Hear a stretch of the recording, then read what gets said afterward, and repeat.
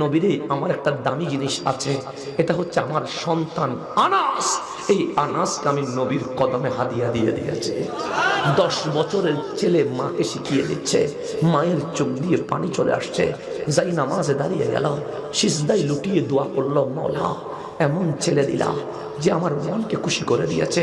আমি মা আনাসের উপর রাজি হয়ে গেছে। হযরতে আনাসকে ধরে নবীর কদমে গেলেন, ডাক দিয়ে বললেন, ইয়া রাসূলুল্লাহ, নবীরে আমি এক মদিনার গরিব নারী, দেওয়ার মতো মন আছে কিন্তু আমার সামর্থ্য নাই আপনাকে কিছু দেওয়ার জন্য। মদিনার মানুষ খুশি হয়ে কেউ কাপড় দিচ্ছে, কেউ বা খাবার দিচ্ছে, কেউ বা নিত্য প্রয়োজনীয় জিনিস দিচ্ছে।